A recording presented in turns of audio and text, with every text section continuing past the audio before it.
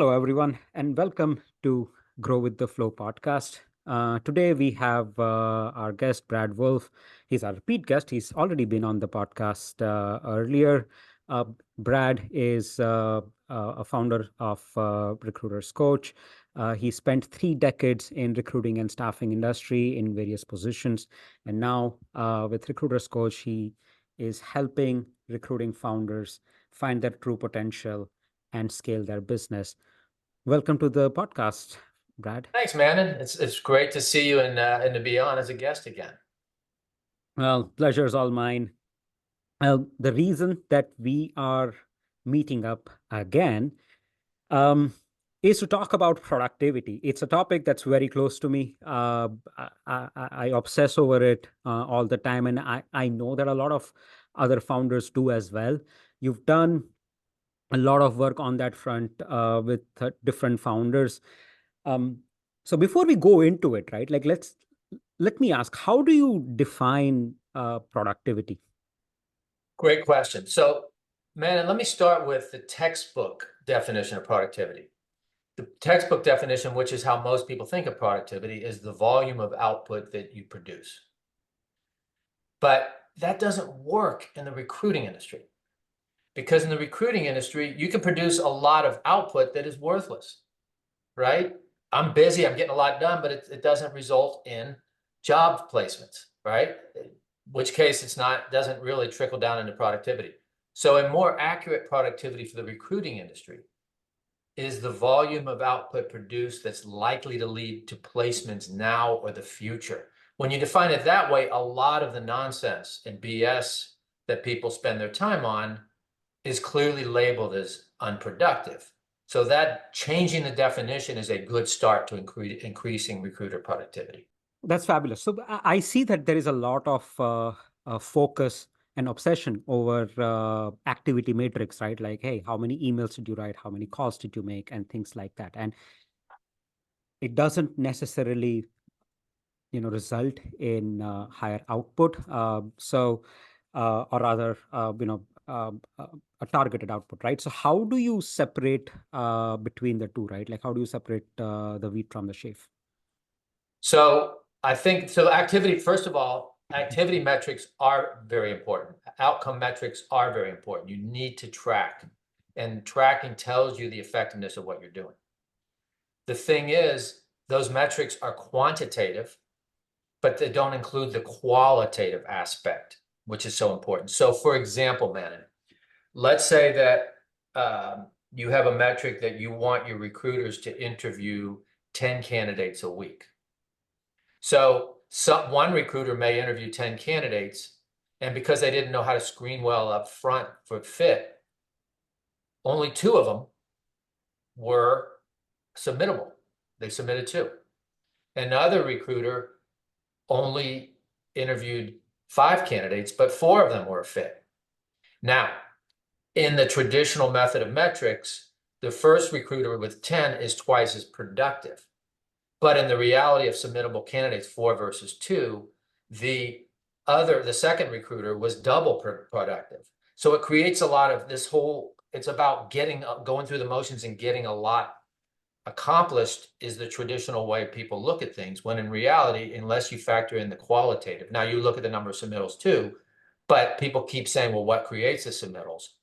So it lacks the qualitative aspect. It also lacks the long run approach of building relationships aspect, which is an important part of recruiter productivity.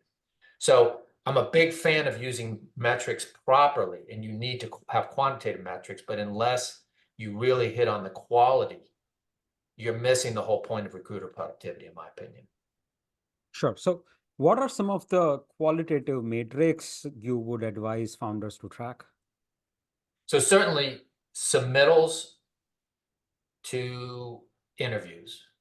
So that's the number one, if you're talking about a candidate-only recruiter. If you're talking about a person that's doing business development, then certainly you want to look at the number of quality job orders, and you need to be able to rate job orders on quality and not just get stuck with quantity. So I see that as a big problem in business development. You need to bring in 2 job orders a week. I'm making up a number.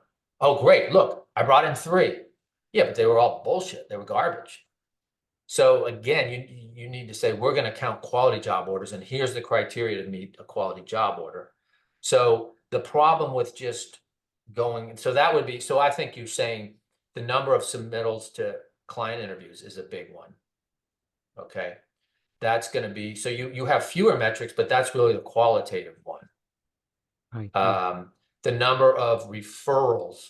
So you track the source of the candidates. The number of candidates that come from referrals is another one, because then you're rewarding people for building relationships, which is a big part of productivity that doesn't show up in the metrics.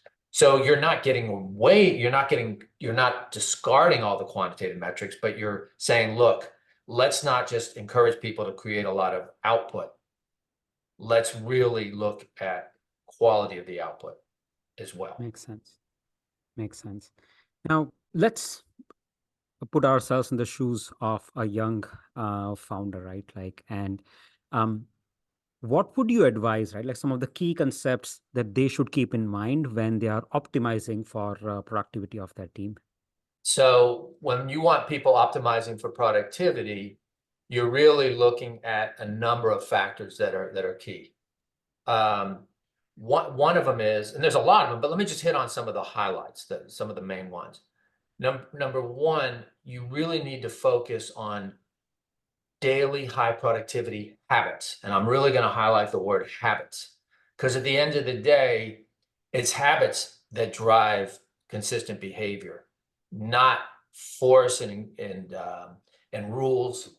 Because when it's a habit, you own it. And people miss that habit piece of it, because that's where things start off all excited, and then within 3 or 4 weeks, they're gone, they fizzled out, because you didn't concentrate on habits. So I really want to hit on high productivity habits, because it isn't sustainable till it's habits. Second is smart goals, because when you think about it, metrics are goals. But the activities that produce the metrics are also goals. So those are activity goals versus outcome goals. But a lot of times when people are planning their day, they're not doing SMART goals. They're just saying, oh, I intend to do this, and they don't make it SMART. SMART is an acronym that means S is specific, M is measurable, A is achievable. In other words, it's realistic. R is relevant. It matters, because you could have goals that achieving it doesn't really make much difference. And T is time bound. So time bound can be a specific date. Time bound can be how much time you're putting into something. Okay. So 5 submittals a week is specific, measurable, achievable. In most cases, it's achievable. Relevant, because submittals are absolutely, it's hard to find a more important metric. And time bound, because it's in a week, a number in a week. Okay. So that's one of the problems, is a lot of things that people call goals aren't SMART, and then they become very hard to achieve. Another element is effective prioritization. So most people really don't know how to prioritize effectively. They just have a long to-do list, and they put it in some kind of order that makes sense at the moment. Often it's random or based on what's easiest or quickest, et cetera. And they don't prioritize effectively. So they're not being highly productive, because they're not spending more of their time on the things that matter most. And then a final one that I want to emphasize is time blocking on the most important task. Time blocking means you put the item on your calendar with a significant amount of time, let's just say an hour, and you actually go and execute. Because if you just say, sometime today I'm going to do this, shit's going to happen during the day constantly. And this is going to get in the way. And this person called, and this happened, and I had to do this, and I got interrupted here. And next thing you know, I didn't have any time.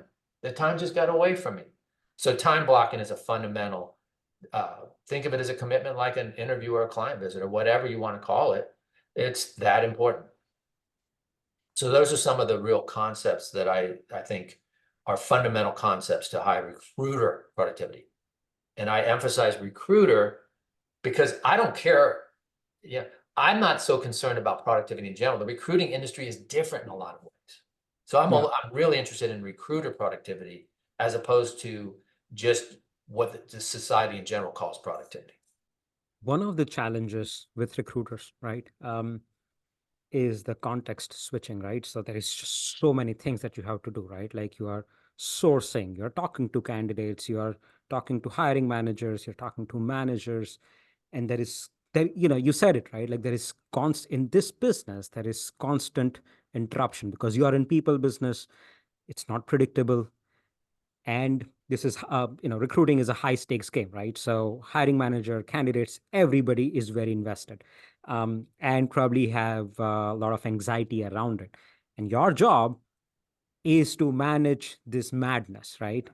And that requires you to be constantly switching that, hey, I was sourcing, but now a hiring manager called me that this candidate flipped. Now, what do I do, right? So, in an environment like this, how do you advise people to manage context switching and still be productive? Okay, great question, because that is one of the things that makes the recruiting industry productivity so difficult. So, because they're so interrupt driven. So I think, first of all, the term context switching, often in the US, people call it multitasking. So there's different Yeah. terms for it. I just want to clarify, where also often people use the term multitasking. So really there's a few things. Number one, it's common myth here in the United States, people believe that being able to multitask effectively is a good thing to be productive. So I'm going to correct that. The studies on brain science are very clear. Context shifting or multitasking is a really damaging thing. Your brain cannot do it effectively. So it's busting the bullshit myth that multitasking is actually effective. It's not. And there's no study that has contradicted that. So what do you do? You need to do single tasking, where it's really about maintaining your focus and intention on one specific area at a time. And when you get distracted, the human mind is a distraction machine. It's going to keep moving from this to that. And, oh, well, what about this? It's going to naturally do that. You just make the habit of continuously going back. Okay, well, I'll get to that later. Let me stay focused on what I'm doing here without making it a big deal and, fussing about it. So a big part of staying focused, because the human mind will not just automatically stay focused for very long, is to remove distractions and interruptions. Okay. So it's, instead of trying to fight them off, I'm going to stay disciplined and all that. No, you're not. So if you're letting your phone ring, or you're getting updated with, you're hearing text messages and email notifications, you're going to get distracted, period. So you need to shut those off. You need to create a safe space where you're not getting distracted, because there's very few people can stay focused if they're allowing the interruptions to flow in. So it's controlling your environment more effectively is a big piece of this. Makes sense. Um, One of the issues, especially with younger and fresher recruiters that they struggle with, is designing their day, right? There is, as I said, right, like there is interview scheduling and coordination, sourcing, um, talking to clients. There is so much that you need to get done in a day. How, what's in your opinion and experience, what's the right way to divide your day, uh, let's say from 8 a.m. to 5 p.m.? Okay, great question. So I'm going to add something there. Experienced recruiters that have done this for many years struggle to design their day. I'm Hmm. not, I'm not going to just say that's newer recruiters. That's just an industry issue because of the multitasking and the constant shifts in direction, all these things that people get thrown off. The day got away from me is a common thing I hear. So when you think about designing your day, man, and really there's two pieces to it. Number one is planning your day, either the night before that or first thing in the morning, or maybe some combination of that. And the second piece is setting up your environment for success. People way underestimate the power of the environment. And studies on the environment is they have a huge impact, even though we're often not aware of it. So if you're not setting up your environment for success, you're already at a deficit. It's like a one-legged man in an ass-kicking contest. You're already putting yourself at a huge disadvantage. So let's first talk about planning your day. So you really want to, when you plan your day, you want to look at what are the most important high ROI tasks that I need to accomplish. In other words, what are the tasks that are going to lead to quality job orders or quality submittals, which are the foundational pieces of the business. So you prioritize based on what are really high productive tasks, as opposed to just just taking into account urgency or ease of accomplishment, etc. So you want to have another piece of planning your day is, in general, the most productive tasks take the most focused energy and effort. That's one of the reasons we put them off, because the natural thing for a human being to do is to take the line of least resistance and to do the things that are easier. So it's important that you, as much as possible, schedule those harder tasks early in the day. Two reasons. Number one, our mental energy or cognitive fuel is highest in the morning, and it diminishes throughout the day. The second thing is, if you do it early, you have less risk of all this other stuff. I call it the shit happens principle, which is Yeah. shit's gonna happen, period. It's a law of life, okay? So you protect yourself where you have less of that to come in and invade and say, oh, I couldn't get to it because of this. So those are two, there's more to it, but those are two fundamental pieces of planning your day. Now, setting up your environment for success, what I define as the environment, not my definition, but in general, the environment is everything outside of yourself. So, for example, noise level, the people you're interacting with, the level of neatness and organization on your desk, working from home versus an official office, lighting level, standing versus seating, working in one desk versus moving around. Those are all environmental issues, and it's important to understand, where do you work best, as opposed to force fitting yourself to fit an environment, which I just don't see how that works for people. As much as possible, within the limits of flexibility you have, to structure your environment to fit your optimization of productivity. So those two elements of planning your day and setting up your environment for success are the two foundational pieces of designing an effective day, and then making it a habit by doing it every day. My experience, this is something that I have suffered for quite a long time. And I think sometime in 2020, I read this book called Deep Work. It's a very small book, very quick and easy read, which fundamentally talks about this, that, hey, you have to recognize what's the highest amount of, what's the highest value work that you are going to do, how to prioritize that, and how do you stay focused on it, typically in the morning. But there are some people who probably do it better in the night, but you have to find out where you fit. I'm a morning person, so I like to do it in the morning. My co-founders are night owls, so they do it late in the night. But um and it has been transformative for me. So what I do is, for a couple of hours, I sit down with about a 750 ml mug of coffee in a very quiet room.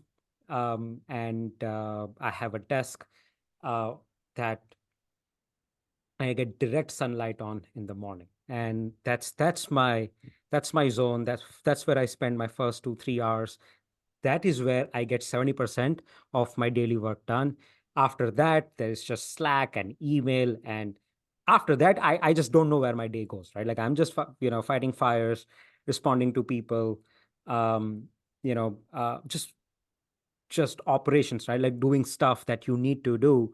But the way I look at it is that I have two kinds of things that I need to do, right? Like, one is working in the business, right? Like, making sure that everything is going smoothly, operations management, things like that. And then there is another aspect, as a founder, as a CEO, is working on the business, right? Like, hey, how do I prepare this business and make it go forward, right? Like, how should I prepare the business and my team for what's coming 6 months, what's going to come in 1 year, and how do I plan for it today? How do I chart out that growth plan and all of that, right? So stuff that is highest value work for me, and I basically allocate about 2 to 3 hours every morning, very quiet place, the kind of setting that works for me. I know there are, I have very good friends, other founders, who like to blast really loud music, and they tend to work in those kinds of environments. But you have to find what works for you. And this one change in how I design my day, how I think about my work, has been truly transformational, right? Just one book I highly recommend. this book called Deep Work. Absolutely. So you hit on a key principle, which is basically what I would call the planning your day, the designing your day, time blocking, shutting off interruptions, being able to really get in the zone, because it takes a little while from the time you start until you get into the zone and your brainwaves shift to where you can focus more effectively. That is a great book. I'm a kind of an obsessive about these books with how do you optimize human performance and productivity. And that is an excellent book. And that's your advice is sage advice. It's harder to apply to the recruiting industry, so you have to be very intentional because of the interruptions and distractions. Exactly. But if you don't do it, your day is going to get away from you. It's by default, that's what it's going to happen. Yeah, exactly. You very early in our conversation, right? Like you touched upon something about habits. Um, it's very important to build habits and scale habits, right? Like it's not just you. You also have to do this, mentor other people in the team to do the same thing. How do you do that? How do you make good behaviors habits? That is a great question. This is an age-old issue when you're dealing with individuals and teams, because the more people you have, the more challenging it seems to be to build that consistency. And let's hit on the habit, because it's building a culture of prioritizing habits. See, if you don't build it into your organizational culture, it's not going to happen. A culture is basically the habits of how people think and do things. So you've got to say, how do I make this a habit of how people think and do things? So you've got to first prioritize that unless I make this a habit, it's not going to be sustainable and it'll fizzle out. So that's number one. So how do you do that? You want to, number one, as you're improving, you're implementing specific efforts, like some of the things we talked about. You want to start small, maybe one or two productivity improvement strategies at a time. So let's just say, you know what, all we're going to work on as a firm right now is time blocking and planning and designing your day. Okay. And we're just going to keep focusing on that. And over time, we're going to get good at it. And don't expect it to be quick. The path to developing organizational habits is always going to be longer than you think. So you have to be patient and persistent and not get all flustered when it starts kind of backsliding, which it naturally will if you don't keep doing these things. Another is most firms will have a weekly meeting, and often it's one-on-one. Sometimes they'll do group meetings. Is to always talk about these habits and how people are doing and what struggles they're having and what they're doing, what they're doing that will improve it. But unless you keep talking about it, it'll get lost. It'll just be the flavor of the day that got lost. So that's another mistake. People think, well, I talked about it, now everyone should get it. No. Who thinks about something over and over again that isn't what their habit is? The gravitational pull of the habits that you've had will suck all the air out of the room and people will just forget. Okay. So unless you're intentional, people will go back to what they're used to. Also, I recommend that you let people know, I'm going to work with you. I'm going to coach you to make this a habit. So I'm going to provide that support. I'm taking responsibility to do that. So every day I want you to, in the beginning, until this becomes more of a habit, just show me your daily plan. Let's just quickly talk about it. So that creates accountability, intentionality, and some coaching on improving how they plan. Another thing is at the end of the day, so usually then I'm going to show in the plan, hey, let me see your calendar. Let's just see, what are your time blocks? What are you going to do on those time blocks? It's not micromanaging. It's called support, training, coaching, caring. Okay. Micromanaging is every 5 minutes. Hey, did you do this? Did you do that? So when people say I'm not a micromanager is to keep checking up on them all the time. But to provide direction and support is just good leadership and management. Okay. So I just want to address this issue. Said, Brad, that's micromanaging. No, if every hour you say, hey, how are you doing on that? That can start becoming micromanaging.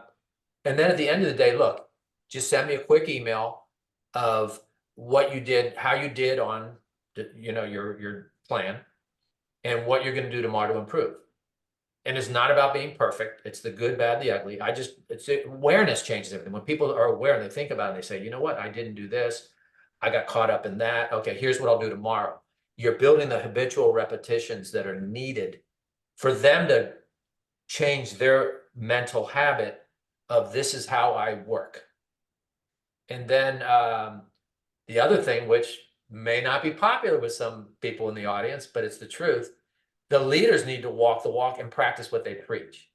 If you're not doing these things, but you're telling your people to do these things, you tell me how it's going to work. So often that's quite frankly the hardest part. Do as I It say, is. not as I do, is a natural thing as human beings, especially leaders, that we're tempted to do. And then, well, I didn't do it because of this. So we even come up with a reason that we think is justified. I had this happen. And it's like, well, that's the whole point of what we were doing too. We had this stuff happen. Yeah. So I Yeah. think it starts with the leaders, like any true successful change effort. Perfect.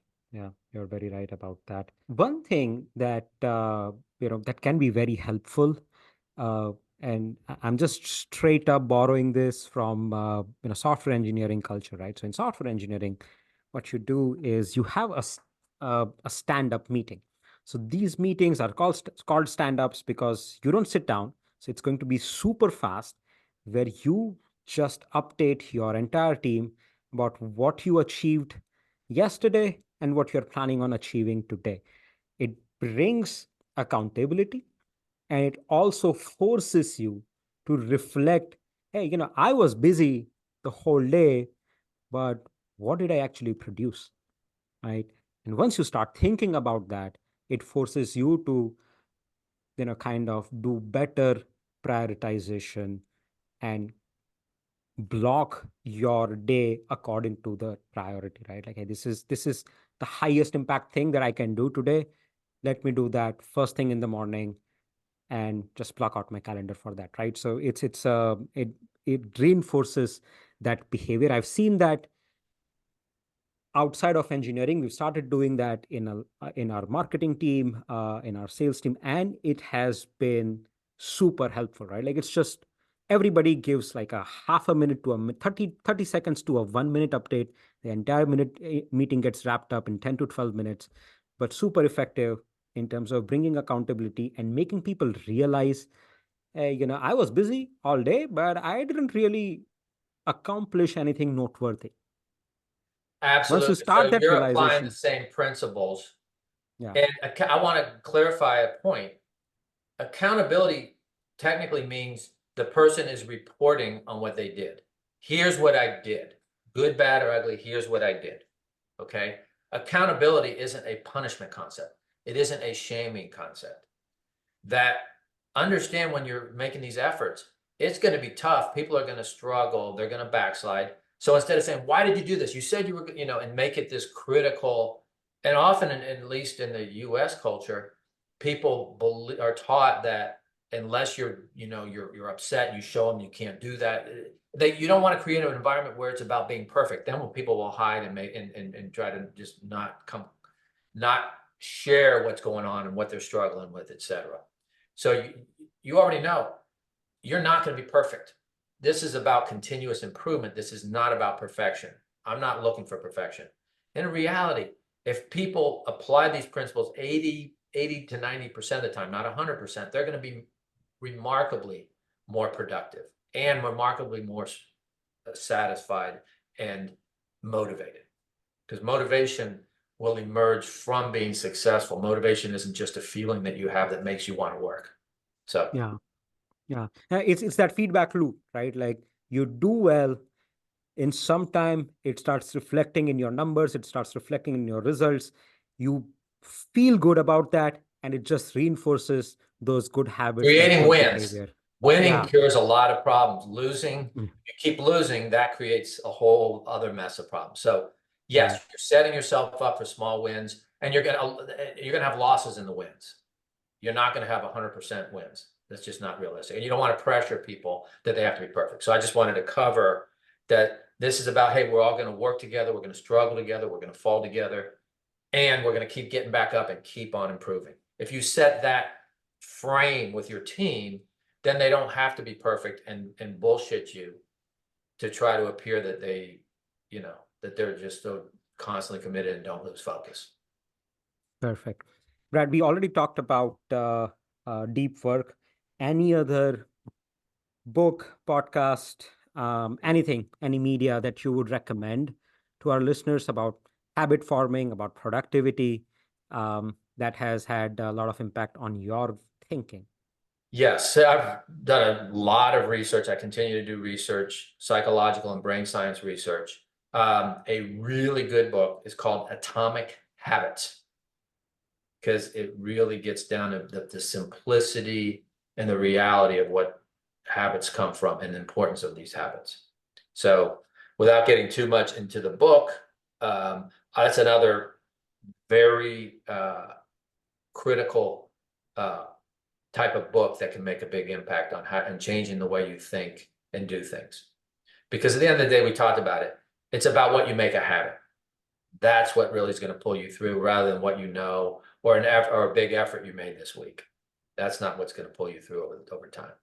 And Brad has also just written a very short 3-page, uh, I would say, flyer about 15 hacks to be a productive recruiter. I'm going to put the link to that in the description of this episode.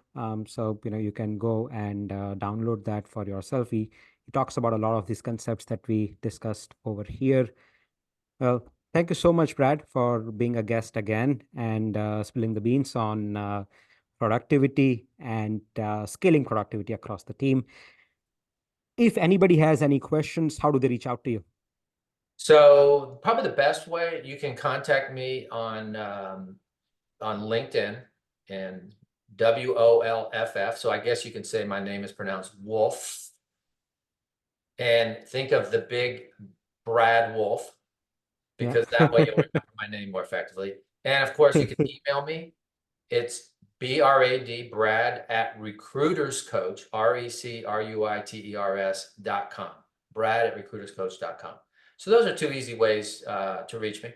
One last thing. So within the next month or two, I'm going to be launching a course called the Productive Recruiter Academy that will make it a lot easier and simpler and easier to take these concepts and make them continuous habits. So, and then I'll be, when it's ready to launch, I'll be notifying people. So just wanted to make a plug that there's going to be a formal course to put these principles into actual actions and habits.